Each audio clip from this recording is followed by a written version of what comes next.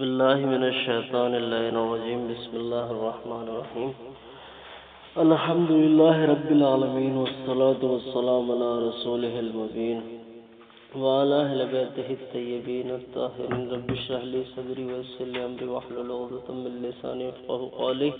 ہماری بحث چل رہی ہے کتاب مواطات کے بارے میں کہ جس میں ہم نے جو قول جناب محقق کا تھا اس قول کو مانتے ہوئے جناب کاشف الغطا نے 8 کہا تھا کہ 8 نئے قاعدوں کی ضرورت پڑے گی آپ کو اگر آپ اس قول کے قائل بنتے ہو تو جناب مصنف نے وہ جو 8 نئے اقوال اور قاعدے جدید ہیں ان کی کاٹ کر رہے ہیں، جن میں سے 3 کی کاٹ ہم پڑھ چکے ہیں۔ آج جو ہے چوتھا والا ہے کہ کون التصرف مملکن للجانب الاخر، کہ اگر جو اخذ و عطا میں نے اور سید نے موبائل اور قلم کے ذریعے کی تھی، اگر میں نے اس قلم کو استعمال کیا تو میرا قلم کا استعمال کرنا، اس کے استعمال کرنے سے سید اس کے مالک بن جائیں گے، ٹھیک ہے نا یہ۔ اور اس کا جواب بالکل بنص سے ہی وہی جواب ہے جو دوسرے والے قاعدے کے اوپر ہم نے جواب کو ذکر کیا ہے۔ جی احسن، تو کہ اس قول کے ہم ملتزم قرار پا سکتے ہیں، کوئی مسئلہ نہیں، بشرطے کہ مقتضی جمع ہو اصل کے درمیان، دلیل جواز تصرف مطلق کے درمیان، اور وہ ادلہ جو توقف بعض تصرفات للملک کے قائل ہیں، ان کو اگر آپ جمع کر سکتے ہیں تو ہم اس کے قائل ہو جائیں گے، وإلا ضرورت نہیں ہے۔ بہت آسان سی عبارت ہے، اس لیے بلا وجہ کے ٹائم اخذ نہیں کرتے، بس چلتے ہوئے چلتے۔ وَأَمَّا كَوْنَ التَّصَرُّفُ مُمَلِّكًا لِلْجَانِبِ الْآخَرِ، یہ جو آپ نے قاعدہ بتایا ہے چوتھے والا کہ ایک طرف کا تصرف کرنا دوسرے والے کو مالک بنا دیتا ہے، فقد ظہر جوابہ، اس کا جواب آپ کے اوپر ظاہر ہو چکا ہے۔ جو جواب ہم نے دوسرے والے قاعدے کے اوپر دیا تھا وہی جواب یہاں پر لازم ہوگا۔ وَأَمَّا كَوْنَ التَّلَفُ، یہ 5ویں والا قاعدہ جو انہوں نے بنایا تھا اس کے بارے میں بحث کر رہے ہیں۔ وَأَمَّا كَوْنَ التَّلَفُ مُمَلِّكًا لِلْجَانِبَيْنِ، یہ اس نئے قاعدے کو بنانا کہ تلف کا وجود میں آنا مملکا للجانبین، یہ دونوں جانب کو مالک بنا دیتا ہے، تو کیا مسئلہ ہے اس میں؟ فَإِن ثَبَتَ، کیا فَإِن ثَبَتَ؟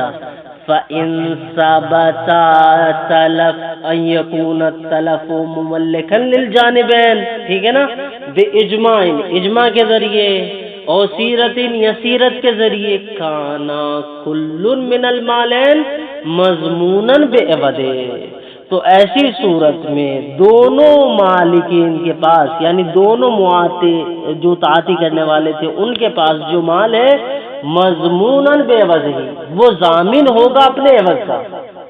یعنی اگر ہم اس قول کو مان لے کہ تلف مملک ہوتی ہے دونوں جانب کا، اب جو مال سید کے پاس تھا یعنی موبائل اور جو مال میرے پاس تھا یعنی قلم، ہم دونوں کانا کل من المالین، ہم دونوں مالک ان دونوں مال کے کیا ہوں گے؟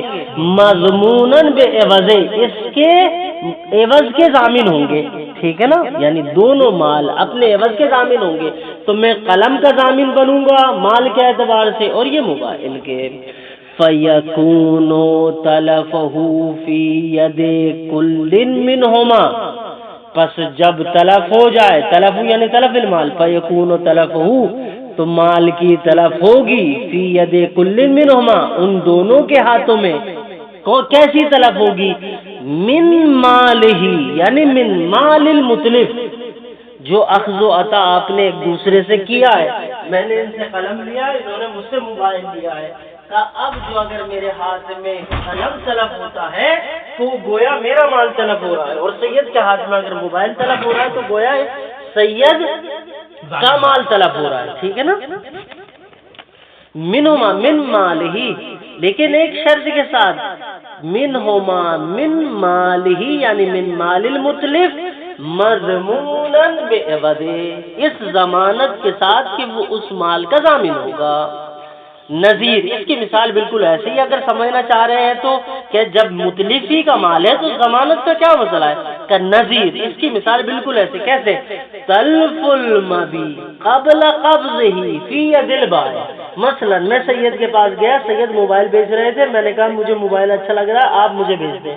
انہوں نے کہا تو کہا حاضر موبائل ب1000 دینار، میں نے انہیں 1000 دینار دیے اور ابھی قبض نہیں کیے اور چلا گیا۔ مجھے ایک ضروری کال آ گیا کہ بھائی فلاں فلاں مسئلہ ہو گیا، میں نے موبائل لینے سے پہلے میں اس کام پہ چلا گیا، اور کیا ہوا؟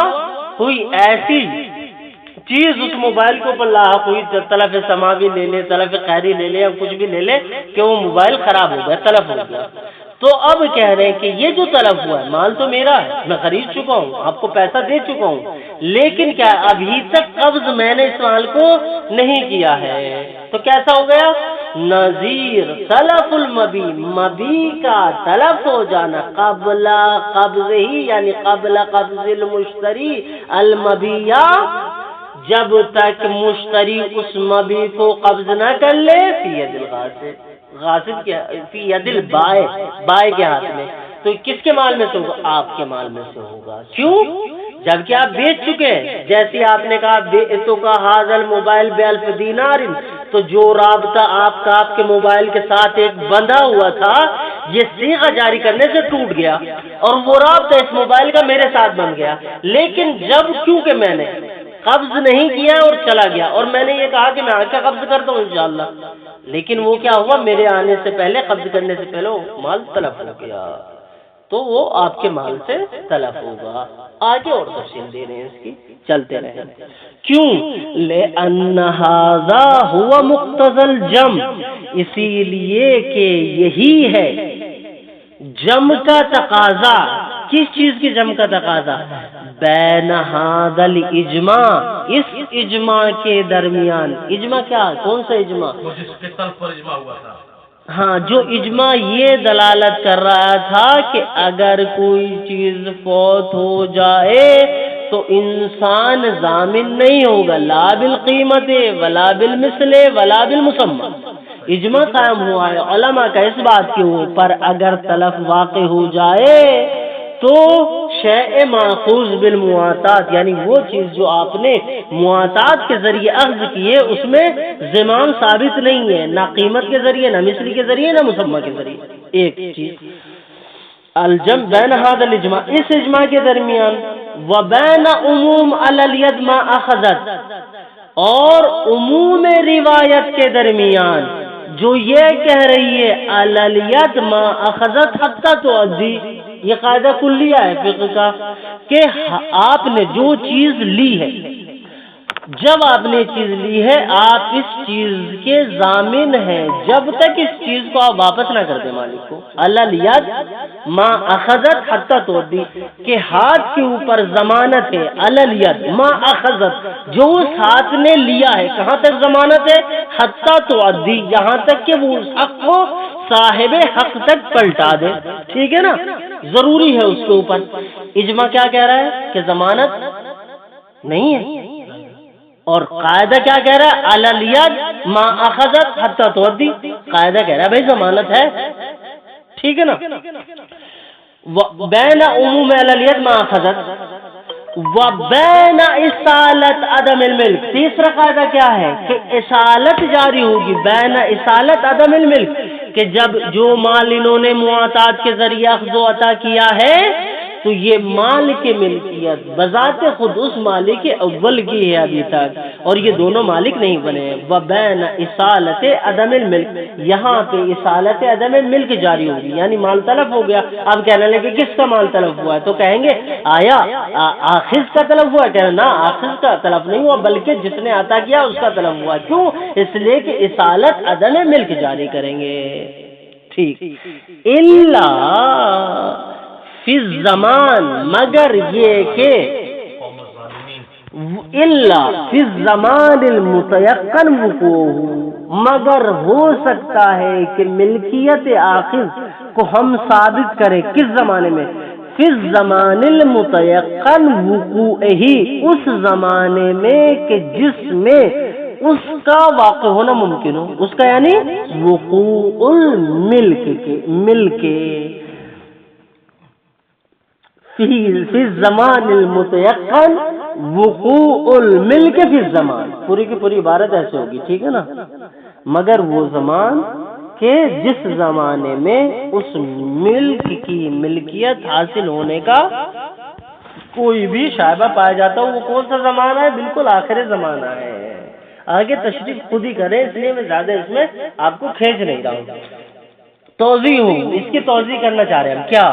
ان الاجماع لما دل علی عدم زمانہ بمثلہ و قیمتہ، کہ جب اجماع اس بات کے اوپر قائم ہوا ہے کہ معاطات کے ذریعے جو شے آپ نے اخذ کی ہے، کیا ہوا؟ دل، یہ دلالت کرتا ہے علی عدم زمانہ، کہ وہ مال کا ضامن نہیں ہوگا، لا بمثلہ ولا بقیمہ، نہ مثل کے ذریعے نہ قیمت کے ذریعے۔ حکم، تو جب اجماع اس بات کے اوپر قائم ہوا ہے کہ ضمانت ثابت نہیں ہے، حکم، تو حکم لگایا جائے گا بکونت تلف من مال ذلیت، کہ جو تلف وارد ہوئی ہے، جو طلب ہوئی ہے، وہ صاحب ید کے مال سے ہوئی ہے، صاحب ید کے مال سے ہوئی ہے، ٹھیک ہے نا؟ کیوں؟ رعایت کرتے ہوئے عموم علالید ما اخذت حتی تودی، اس قاعدے کلیے کی رعایت کرتے ہوئے جو یہ کہہ رہا ہے۔ فضال، پس اس کا مجموعہ مرکب بنا رہے ہیں، فذالک الاجماع مع العموم المذکور، تو یہ والا اجماع جو کہہ رہا ہے کہ ضمانت ثابت نہیں ہے، مع عموم المذکور ما اخذت حتی تودی والا، ٹھیک ہے نا، بمنزلۃ الروایت الواردۃ فی، کہ یہ اس روایت کی منزلت میں ہے، یعنی روایت واحدہ کی منزل میں ہے اجماع اور عموم مذکور، کس کی؟ انا، جو یہ کہہ رہی ہے سلف المبی قبل قبضہ من مال بائعہ، کہ اگر مشتری نے جو چیز خریدی تھی ابھی تک نہیں لیا ہے اور وہ طلب ہو گئی، اگرچہ خرید چکا تھا، وہ بائع کے مال میں سے ہوگی، قبل قبضہ من مال بائعہ، ٹھیک ہے نا۔ فَإِذَا قُدِّرَ التَّلَفُ من مال ذی الید، جب آپ نے تقدیر میں رکھا یا آپ نے مقدر کیا کس چیز کو؟ طلب کو، کہاں؟ من مال ذی الید، کہ جس کے ہاتھ میں مال تھا اسی کے مال سے کیا ہوئی ہے؟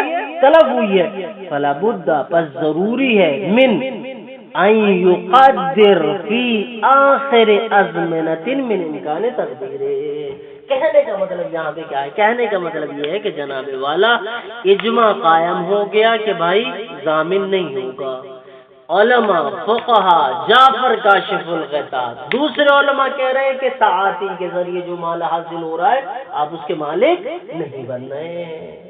جب آپ مالک نہیں بن رہے ہیں اور جس چیز کے آپ مالک نہیں تھے وہ آپ کے پاس طلب ہو جائے، تو یہ حکم ہم کیسے لگائیں کہ وہ آپ کے مال سے غائب ہوئی ہے یا آپ کے مال سے طلب ہوئی؟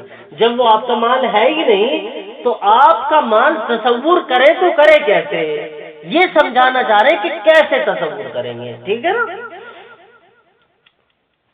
فلا بد، پس ضروری ہے، من ان یقدر، پوری عبارت بناتے ہیں، فلا بد من ان یقدر الملک فی آخر ازمنۃ، کہ ملک کو مقدر رکھا جائے گا آخر زمانہ میں، امکان تقدیر الملک، کہ جہاں پر ملک کے امکان کا تصور پایا جاتا ہے، یعنی جہاں یہ تصور پایا جاتا ہے کہ آپ اس کے مالک ہو گئے، اس زمانے کو مقدر کیا جائے گا۔ کہا کہنے کا مطلب کیا ہے جناب والا؟ کہا کہنے کا مطلب میرا یہ ہے کہ طاعتی آپ نے کی، میں نے آپ سے یہ قلم لیا، کہا یہ قلم طاعتی کے ذریعے آپ اس کے مالک نہیں بن سکتے، کہا ٹھیک ہے مالک نہیں بن سکتا، کہا اذا تصرفا، کہا اگر تصرف کریں گے کہا مالک بن جائیں گے، واذا تلفا، کہا مالک بن جائیں گے، ٹھیک ہے نا۔ تصرف اور تلف میں آپ مالک بنیں گے۔ اب کہنے لگے کہ یہ جو تلف ہو گئی ہے، تو اگر تلف واقع ہو تو اگر یہ جو تلف ہوگی یہ صاحب ید کے مال سے ہوگی، میں نے آپ سے لیا ہے تو میرے ہاتھ میں، میں صاحب ید ہوں، کہہ رہے کہ میرے مال سے ہوگی، میں جواب یہ دے رہا ہوں جناب والا میرے مال سے کیوں ہوگی؟ ابھی تو آپ یہ کہہ رہے تھے کہ میں اس کا مالک نہیں ہوں، جب میں مالک نہیں ہوں تو میرے مال سے کیوں ہوگی؟ بھائی سید کے مال سے ہو، میں تو اپنے موبائل میں رجوع کر لوں گا۔ کہا نہیں، آپ اس کے مالک نہیں تھے، ہم مانتے اس بات کو، لیکن جو لمحہ تلف ہے اس لمحے سے 1 سیکنڈ پہلے آپ اس کے مالک بن چکے ہیں، تاکہ وہ طلب آپ کے مال میں ہو نہ کہ سید کے مال میں ہو۔ کیوں؟ اس لیے کہ سید کو خسران بلا وجہ دینے کا کوئی مقصد ظاہر نہیں ہوتا، کیونکہ وہ طلب آپ کے ہاتھ میں ہو رہی ہے تو الیت ماخذت حتی تؤدی جاری ہوگا۔ فلا بد من ان يقدر في آخر ازمنا امکان تقدیر ہی، یعنی امکان تقدیر الملک، جہاں پر ممکن ہے کہ آپ ملک کو مقدر رکھیں، یعنی ملک کی تقدیر بنا سکتے ہوں جہاں پر آپ، اور وہ کون سا زمانہ؟ بالکل طلب ہونے سے جو پہلے والی سیکنڈ ہے وہی اس کا امکان مقدر ہے۔ کیوں؟ رعایتاً لإصال۔ اچھا اب سوال یہ بھی تو کر سکتا ہوں میں نے میرے مال سے کیوں کہا؟ اس لیے تاکہ سید کے اوپر ہرجانا نہ جائے اور آپ آخر وقت اس کے مالک بنیں گے۔ اب میں آپ سے کہوں گا کہ جناب والا مجھے آخر وقت میں ہی کیوں مالک بنا رہے ہیں؟ آپ اس سے پہلے مالک بنائے مجھے تاکہ میں اس پہ اپنا ملکیت کا تصرف دکھاؤں۔ اب اس کا جواب دے رہے رعایتاً، رعایت کرتے ہوئے، لإصالت عدم حدوث الملکیہ، اس اصالت کی رعایت کرتے ہوئے کہ جو اصالت بتا رہی ہے عدم حدوث الملکیہ، کہ ملکیت ثابت نہیں ہوئی ہے، ملکیت حادث نہیں ہوئی ہے۔ کہاں؟ قبلہ، یعنی قبل الطلب، طلب سے پہلے آپ اس کے مالک نہیں بنیں گے جناب والا۔ کیوں؟ اس لیے کہ یہ جو بیع مواتات ہے اس میں وہ سارے کمالات نہیں پائے جاتے جو بیع الفاظی اور بیع ایجاب قبولی میں پائے جاتے ہیں۔ اس وجہ سے وصلت انشاءاللہ کما، یہاں سے مثال دے رہے ہیں پھر وہی والی جو اس سے پہلے گزر چکی ہے۔ کما یقدر ملکیت المبی، جس طریقے سے تقدیر کی جائے گی مبی کی ملکیت کو، ٹھیک ہے نا؟ یعنی جب میں نے ان سے وہ موبائل خرید لیا تھا 1000 دینار میں تو میری ملکیت میں آ گیا تھا، آپ کا معاملہ جو ہے اس سے ٹوٹ گیا تھا، میری ملکیت میں آ گیا تھا، لیکن میں نے قبض نہیں کیا تھا کسی وجہ سے، میں چلا گیا تھا۔ اب کہہ رہے کما یقدر، جس طریقے سے مقدر جانا جاتا ہے، مانا جاتا ہے، تقدیر بنائی جاتی کس چیز کی؟ ملکیت المبی، مبی یعنی جو چیز بیچی گئی ہے اس کی ملکیت کو للبائع، خود بائع کے لیے، جبکہ بائع اس کا مالک نہیں ہوتا۔ جب آپ نے یہ موبائل 1000 دینار میں مجھے بیچ دیا، آپ اس کے مالک نہیں رہے، مالک میں بن گیا، لیکن میں نے اسے قبض نہیں کیا، میں چلا گیا۔ کہہ رہے کہ اب جو آپ کے پاس طلب ہو رہا ہے یہ میرے مال سے نہیں، مشتری کے مال سے نہیں ہوگا بلکہ خود بائع کے مال سے ہوگا، اگرچہ اس کی ملکیت ثابت نہیں تھی، لیکن طلب ہونے سے 1 سیکنڈ پہلے شریعت مقدس سے کہے گی کہ اس کی ملکیت میں پلٹ گئی، تاکہ مجھے بلا وجہ کا خسران نہ ہو۔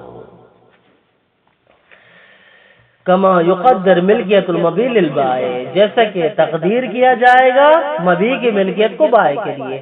وفسخ البیع من حین الطلب، اور بیع جو ہے فسخ ہو جائے گی من حین الطلب، جیسے ہی وہ طلب واقع ہو جائے گی۔ کیوں؟ استصحابا لاثر العقد، اثر عقد کا استصحاب کرتے ہوئے، کیونکہ ضروری ہے فسخ کرنا، اگر آپ فسخ نہ کریں گے تو اس کا مطلب استصحاب کریں گے اثر عقد کا۔ اثر عقد کیا تھا؟ وہ نقل و انتقال تھا، اگرچہ آپ نے قبض ابھی تک نہیں کیا۔ وَأَمَّا مَا ذَكَرَهُ، اب یہ چھٹے والا جو قاعدہ انہوں نے بیان کیا، وَأَمَّا مَا ذَكَرَهُ مِن صُورَةِ غَصْبِ الْمَأْخُوذِ بِالْمُوَاطَاتِ، لیکن وہ مسئلہ جو جناب جعفر کاشف الغطا نے ذکر کیا ہے، کون سے والا؟ کہ جب شیء ماخوذ بالمواتات کو کوئی غاصب غصب کر لے، کوئی چور چرا لے، ٹھیک ہے نا، اور وہ اس کے ہاتھ میں تلف ہو جائے تو کیا مسئلہ ہوگا؟ وَأَمَّا مَا ذَكَرَهُ، مگر وہ شے جس کو جعفر کاشف الغطا نے ذکر کیا من صورت غصب الماخوذ بالمواتات، کہ جب وہ شے غصب کر لی جائے جو مواتات کے ذریعے اخذ کی گئی تھی، فَالظَّاهِرُ عَلَى الْقَوْلِ بِالْإِبَاحَةِ، تو وہ قول جو یہ کہتا ہے کہ مواتات اباحت تصرف کا فائدہ دیتا ہے، اس کا ظاہر کیا ہوگا؟ ان لکل منہما المطالبۃ ما دام باقیا ان لکل منہما، کہ ان دونوں کے لیے ہے، کن دونوں کے لیے؟ جس نے دی ہے چیز اور جس نے لی ہے، یعنی اخذ و عطا معاطات کے ذریعے. میں نے ان سے یہ قلم لیا تھا، قلم ان کا تھا، معاطات کے ذریعے میرے پاس آیا.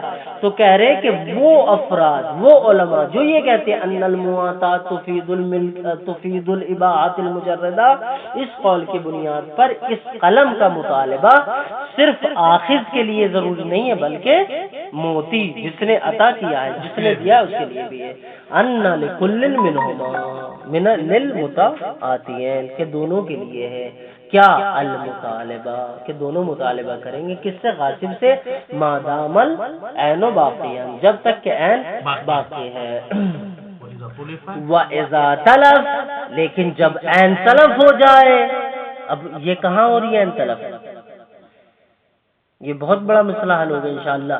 انا لکل منہما المطالبہ ما دام العین، یا ما دام الماخوذ، ما دام العین زیادہ بہتر ہے، ما دام العین او ما دام الماخوذ باقیا. وَإِذَا تَلَفَ، مطلب کیا ہے اذا تلف؟ وَإِذَا تَلَفَ الْعَيْنُ فِي يَدِ الْغَاصِبِ، ٹھیک ہے نا، چرانے والے نے مجھ سے چرا لی، غصب کرنے والے نے مجھ سے غصب کر لی. اب طلب یہ کیا ہو رہی ہے؟ میرے پاس نہیں ہو رہی، غاصب کے پاس ہو رہی ہے. وَإِذَا تَلَفَ الْعَيْنُ أَوِ الْمَأْخُوذُ فِي يَدِ الْغَاصِبِ فَالظَّاهِرُ إِطْلَاقُهُمْ، تو جو علماء کا مطلق فیصلہ ہے اس کا ظاہر کیا کہتا ہے؟ التملک بالطلب. جیسا ہی یہ طلب واقع ہوگی سامنے والا کیا ہو جائے گا؟ مالک بن جائے گا. یعنی جیسے یہ قلم میرے پاس مجھ سے غاصب نے لی تھی، غاصب کے پاس فوت ہو گئی، طلب ہو گئی، آپ اس کے مالک ہو جائیں گے. جبکہ طلب جو مالک ملکیت کا سبب ہے وہ کون سی طلب ہے؟ یہ قلم مجھ سے طلب ہے، میں اس میں تصرف کروں تب نہ آپ مالک بنیں گے. وہ تو غاصب تصرف کر رہا ہے، یہ غاصب اسے طلب کر رہا ہے، وہ کیوں بنے گا؟ وہی یہاں اشارہ کرنے جا رہے ہیں فظاہر اطلاقہم، کے علماء کا جو اطلاق پایا جاتا ہے کہ طلب مملکات میں سے ہے یا تصرف مملکات میں سے، انہوں نے قید نہیں لگائی ہے کہ کون سا طلب مملکات میں سے، آیا ید ماخوذ ید آخذ مملکات میں سے ہے یا تصرف یا طلب آخذ مملکات میں سے، یا کون سا طلب؟ انہوں نے کہا مطلق طلب کہا ہے. فظاہر اطلاقہم، تو علماء اور فقہا کا جو اطلاق کا ظاہر ہے وہ کیا ہے؟ التملک بالطلب، کہ وہ مطلق طلب سے مالک بن جاتا ہے سامنے والا، جبکہ یہ بات تصور کے برخلاف ہے. میرے طرف سے مالک بنیں گے سید بھائی، جو چور چرا کے لے گیا ہے وہ کہتے ہیں بھائی آپ خود ہی نہ کہہ رہے تھے اباحت مجردہ کا فائدہ دیتا ہے. جب یہ اباحت مجردہ کا فائدہ دیتا ہے اور انہوں نے مجھ سے غصب کر لیا تو میں کیوں مانگوں گا؟ بھائی آپ کی ملکیت ہے، جائیں طلب کریں، میں تو اس کا مالک بنا ہی نہیں تھا، میں آپ سے اپنا موبائل واپس لے لوں گا. اب خود ہی دے رہے ہیں تفسیر اطلاقہم التملک بالطلب. ہاں اب کہہ رہے ہیں تلفہ، یعنی تلف المال من مال المغصوب منہ. کہا یہ طلب کہاں سے ہوگا؟ اس انسان کے مال سے طلب ہوگا جس سے غصب کرنے والے نے غصب کیا ہے، یعنی میرے مال سے ہوگا، سید کے مال سے نہیں ہوگا. یہ کیا ہے؟ انہوں نے جبکہ تقسیم بندی اس عبارت کی نہیں کی ہے، اس کی تقسیم بندی کرنی چاہیے تھی احتمال اول اور احتمال ثانی کی طرف.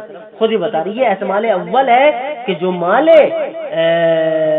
طلب ہے وہ میرے مال سے گیا ہے، یعنی مال آخر سے گیا ہے، المال من مال المقسوم منہ سے گیا. نعم، ہاں، لو قام اجماع، اگر اجماع قائم ہو جائے کس چیز کے اوپر جناب والا؟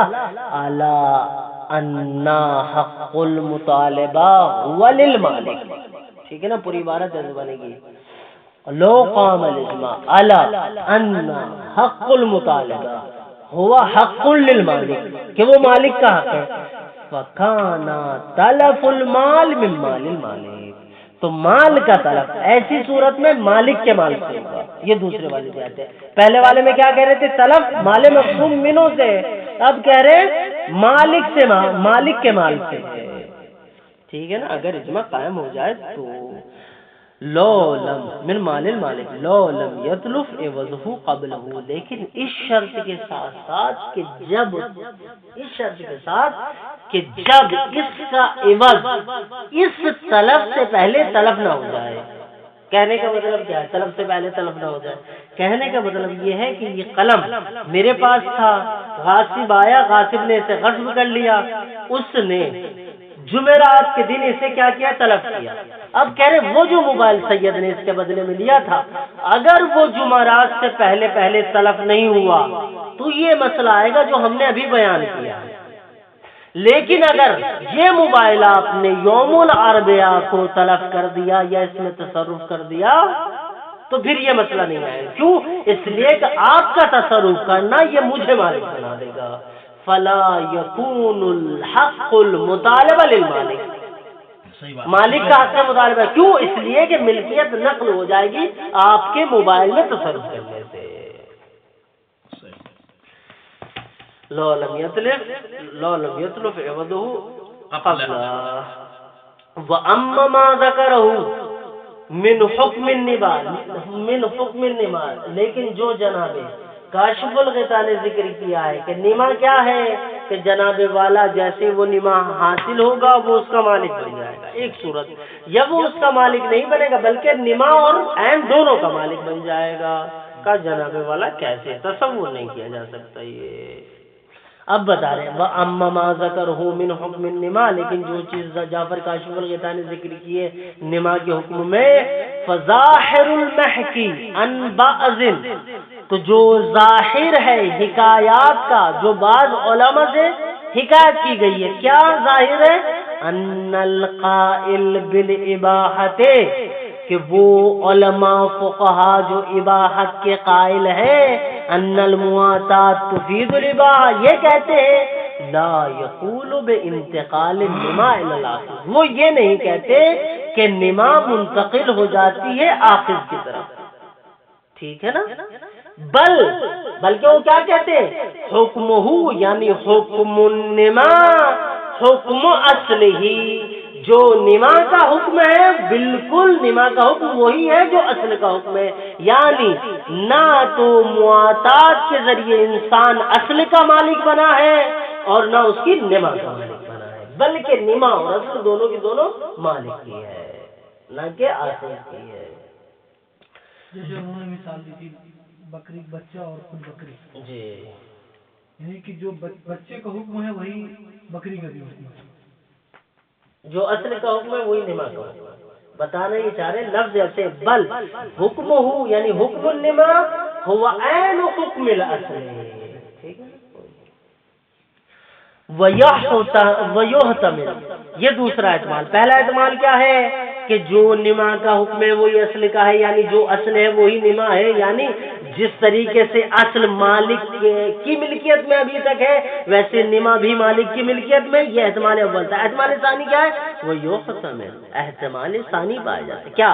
ان یحدث النماء فی ملکہ، یعنی فی ملکہ یعنی ملک الاخذ، ملک ہی کی یعنی ملک الاخذ، ان یحدث النماء کہ نما کا حدوث ہو، کہاں پر؟ فی ملک الاخذ، آخذ کی ملکیت میں، کس قول کے ذریعے؟ بے مجرد الاباحہ، کیا آپ نے جیسے ہی کہا کہ ان المواتات تفید الاباحۃ المجردہ کا اباحت مجرد دلالت کرتی ہے کہ جو چیز بھی اب اس اصل سے تصرف میں آئے گی چاہے وہ نما ہو غیر ہو وہ اس کے لیے ہوگی، کس کے لیے؟ آخر کے لیے، نہ کہ مالک کے لیے۔ اگرچہ انسان اس اصل کا مالک نہیں بننا ہے لیکن نما کا مالک بنے گا، کیوں؟ اس لیے کہ اس پہ خرچہ کر رہا، اس خرچے سے وہ نما آ رہی ہے، تو جو کون مالک اللہ ہے۔ مثلا بکری ہے، بکری کے وہ بچے کا مالک ہوگا، ہاں بچے کا مالک، ماں کا مالک نہیں، ماں کا مالک نہیں، دوسرا قول ثانی، ٹھیک ہے نا۔ ثم انکا بملاحظت ما ذکرنا، کہ جناب والا سادات اعظام شیوخ کرام جب آپ نے ان تمام چیزوں کو ملاحظہ کر لیا جو ہم نے آپ کے سامنے ذکر کی ہے، کیا کریں اب آپ؟ تقدر، آپ قدرت رکھتے ہیں، آپ کر سکتے کیا؟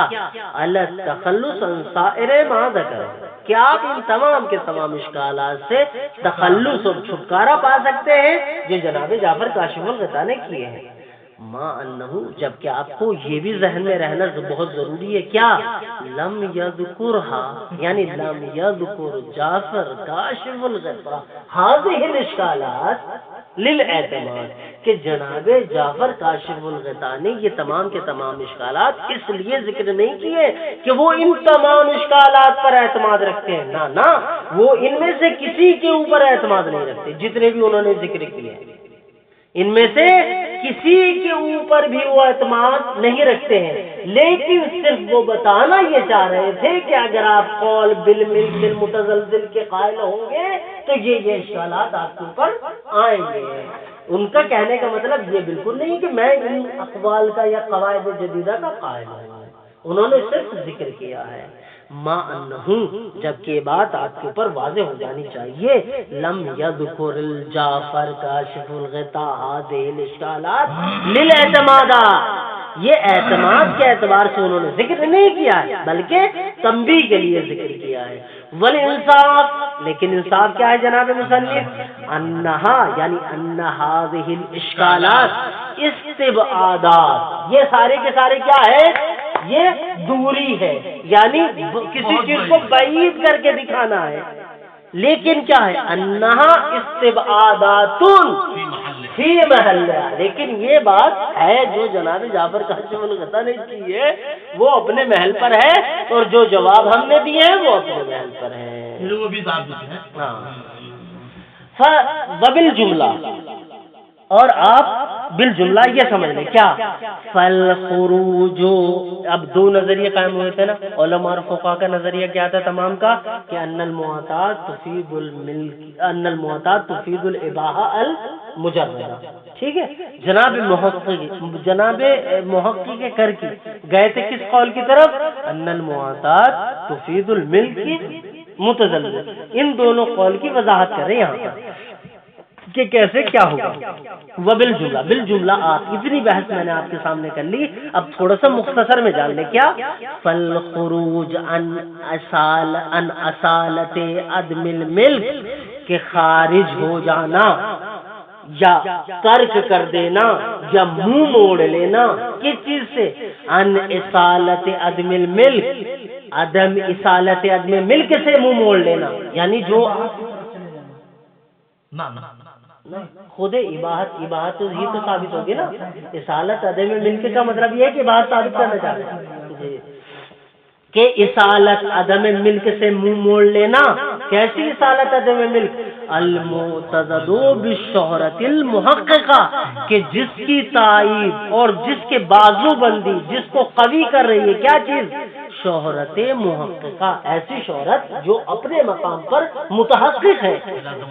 کہاں تک؟ الی زمان المحقق الثانی، من زمان القدیم الی زمان المحقق الثانی، یہ شہرت محققہ چلتی آ رہی ہے کہ ان المعتاد لا تفید الا الاباحۃ المجردہ۔ اباحہ والوں نے اپنی گویا ایک دلیل مضبوط کر لی، شہرت خود جناب مصنف کر رہے ہیں نا اس کو، ٹھیک ہے نا، جناب مصنف خود مضبوط کرنا چاہ رہے ہیں۔ فالخروج، بس منہ موڑ لینا، نکل جانا، ان اصالت عدم الملک، اصالت عدم ملک سے، اس کی کیا، اس کا اصالت عدم ملک کا کیا ترجمہ؟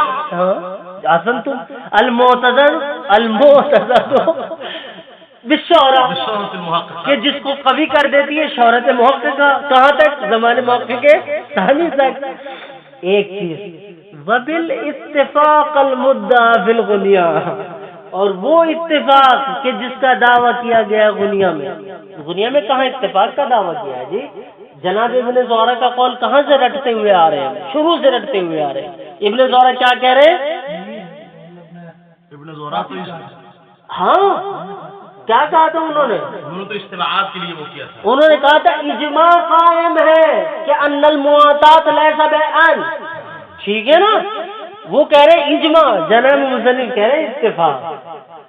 مسئلہ یہ ہے تو ہم سوال کریں جناب والا، وہ تو اجماع کہہ رہے ہیں، آپ اتفاق کیوں کہہ رہے ہیں؟ کہا جناب مرتضی، جب مرتضی انصاری جیسا آدمی موافقت نہیں رکھتا ہے تو اجماع کہاں باقی رہے گا؟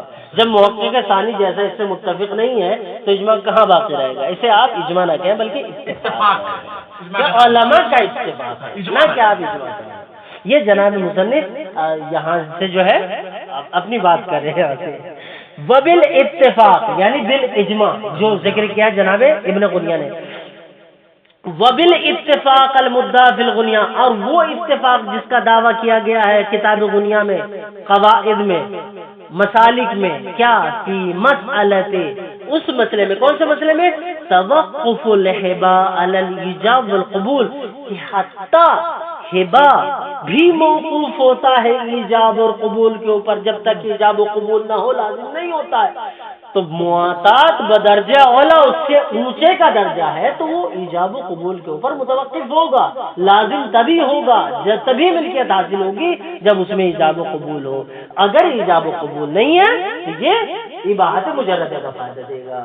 فالخروج عن اصالت عدم الملک المعتقد بالشہرۃ المحققہ وبالاتفاق المدعا فی الغنیہ والقواعد فی المسالک مشکل، ٹھیک ہے نا؟ خبر واقع ہو رہی ہے، مشکل ہے۔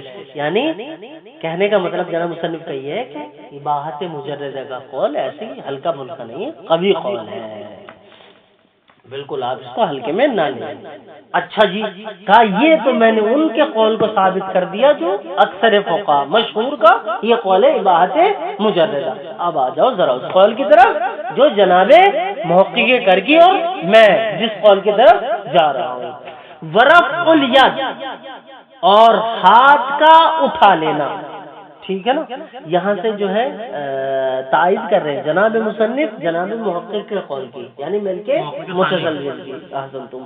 ورفع الید عن عموم ادلۃ البیع، رفع ید کرنا عموم ادلہ بیع سے، یعنی کہ جو ادلہ بیع ہے اور جن میں عموم پایا جا رہا ہے، احل اللہ البیع تجارت انتراض اوفو بالعقود، اور اس کے علاوہ ہبہ میں جو روایت وسائل الشیعہ میں پیچھے گزری ہے، کہ یہ سارے کے سارے ان میں عموم پایا جاتا ہے، ان سے رفع ید کرنا۔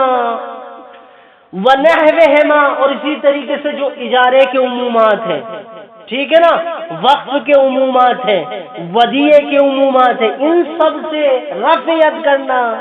اچھا، رفع الید عن عموم ادلۃ البیع المعتزدۃ بالسیرۃ القطعیہ المستمرہ، کہ جس کے ہاتھوں کو مضبوط کرتی ہے کیا؟ سیرت قطعیہ المستمرہ، کہ سیرت قطعیہ جو جیل بعدل جیل ید بید ہم تک پہنچ رہی ہے اور قطعی ہے جو یہ کہہ رہی ہے ان المعاطات تفید الملک، معاطات ملکیت کا فائدہ دیتا ہے۔ دو، عموم ادلۃ البیع والہبہ والاجارہ والودیعہ وغیرہ، بالسیرت القطعیہ المستمرہ۔ دو، وبدعوی والاتفاق، اور اتفاق کا دعویٰ جو کیا گیا ہے ہاں جناب محقق ثانی سے، المتقدم عن المحقق الثانی، کیا ہے؟ اشکل، یعنی ورفع الید اشکل، ٹھیک ہے نا؟ اور ہاتھ کا اٹھا لینا کس چیز سے؟ عموم بیع سے، عموم ہبہ سے، عموم ودیعہ سے، اور وہ سیرت جو ان عمومات کو قوی کرتی ہے آ کر اور کہتی ہے ان المعاطات تفید الملکیہ، یہ اور وہ اتفاق جو جناب محقق ثانی نے ذکر کیا ہے، ان سب چیزوں سے ہاتھ اٹھا لینا مشکل نہیں ہے، اشکل ہے، ٹھیک ہے نا؟ کہنے کا مطلب کیا ہے؟ کہا آپ اباحت مجردہ ثابت ہوتی ہے مثلا 100 میں سے 50%، لیکن مل کے متزلزل کے اوپر اگر آپ استدلال کرنا چاہیں تو یہ آپ کو تقریباً 90 بالمئہ تک پہنچائے گی، تو یہ زیادہ اشکل ہے۔ آپ یہ نہیں کہہ سکتے کہ معاطات مل کے متزلزل کا فائدہ نہیں دیتا، ٹھیک ہے نا؟ فالقول الثانی لا یخلو عن قوت، پس دوسرے والا قول یعنی اشکل والا یعنی محقق ثانی کا قول، فالقول المحقق الثانی ان المواتات تفید الملک المتزلزل لا یخلو عن قوت، یہ قوت سے خالی نہیں ہے. یعنی جناب مصنف ابھی بھی مائل ہیں وہاں پر جو وہ اشکال کر رہے تھے ان استدلالات کے اوپر. وہاں کہا تھا کہ اشکال کرنے کا مطلب یہ نہیں کہ اپنے نظریے سے پھر رہے ہیں، یہ بتانا چاہ رہے ہیں کہ میں اگر کسی چیز کو ماننا ہوں، اگر اس میں اشکالات آ سکتے تو میں بذات خود اشکال اس میں کر کے آگے بڑھوں گا. وعلیہ یعنی وعلا کون المواتات تفید الملکیہ. ٹھیک ہے نا، پوری عبارت اس کی یہ بنے گی. جب وہ مشکل تھا رفع ید کرنا عموم بے سے اور تمام چیزیں، یہ اشکل ترین ہو گیا.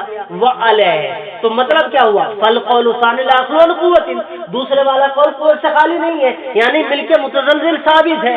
وعلیہ یعنی وعلا ان المواتات تفید الملک المتزلزل، یا صرف ملک لکھ لیں، ملک کا فائدہ دیتا ہے.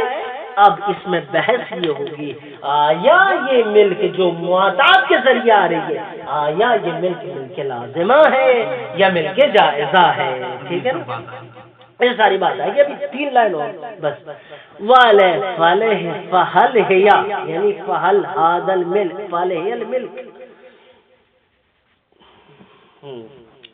اب سوال ہوگا فہل ہیا یعنی فہل ہی الملکیہ لازمۃ ابتداء، یعنی جب اخذ و عطا ہوا ہے تبھی سے ملکیت لازمہ ہے مطلقاً، چاہے اس میں الفاظ پائے جا رہے ہوں یا نہ پائے جا رہے ہوں. ٹھیک ہے نا، مواتات کرتے ہوئے کما حکا ہو کیا عن ظاہر المفید، جیسا کہ حکایت کی گئی ہے اسی چیز کی جناب مفید کے ظاہر سے، کہ جناب مفید کہتے ہیں ان المواتات تفید الملک اللازمہ من ابتداء الامر. ٹھیک ہے نا، ایک قول او بشرط کون الدال علی التراضی لفظا، یا ملکیت کے لازمہ ہونے میں ضروری ہے کہ کون الدال علی التراضی لفظا، کہ ترازی کے اوپر دلالت کرنے والے الفاظ کا ہونا ضروری ہے. کما ہو کیا بعد معاصر شہید ثانی، جیسے کہ اس چیز کی اس قول کی حکایت کی گئی ہے جناب شہید ثانی کے معاصرین سے. جی شیخ مفید نے ابتداءً سے کہہ دیا مطلقاً، چاہے لفظاً ہو یا غیر لفظ، لفظ ہو مواتات میں، مواتات میں لفظ نہ ہو.